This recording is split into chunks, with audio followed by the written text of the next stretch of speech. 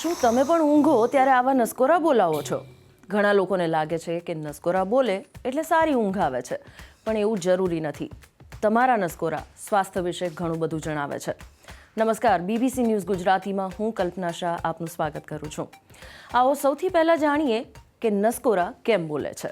Common problem है snoring की। जब आप सोते हैं तो मसल्स आपके वीक हो जाते हैं, थोड़े लूज हो जाते हैं, मसल्स आपके रिलैक्स हो जाते हैं और जो अंदर सांस की जो नली होती है पतला हो जाता है, छोटा हो जाता है।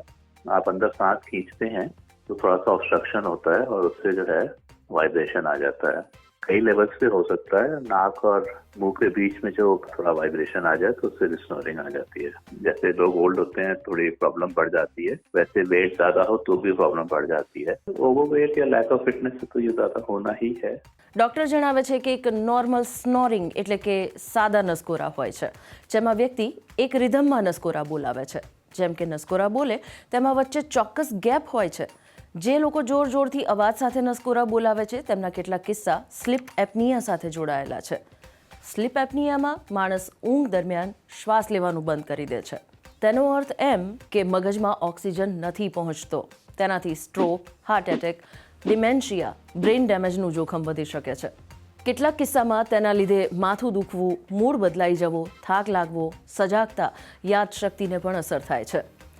ઓબ્સ્ટ્રક્ટિવ સ્લીપ એપનિયામાં એક સામાન્ય વાત છે જોર જોરથી નસકોરાનો અવાજ આવવો. ऑब्स्ट्रक्टिव स्लीप एपनिया, सांस रुकता भी है सोते सोते।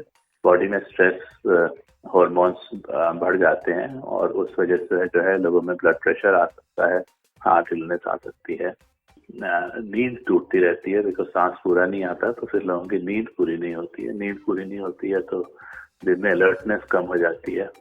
નસકોરા લાઇફસ્ટાઇલ, ઉંમર, વજન અને એનર્જી બધાને અસર કરે છે. તો નસકોરા કેવી રીતે ઘટાડશો?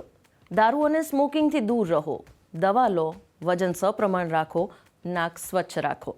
જ્યારે તમે સીધા કમર પર સૂઈ જાઓ છો ત્યારે તમારી જીભ, દાઢ અને દાઢની નીચેના સ્નાયુ આ બધું જ તમારા હવાને પસાર થવાના માર્ગમાં અવરોધ ઊભો કરી શકે છે.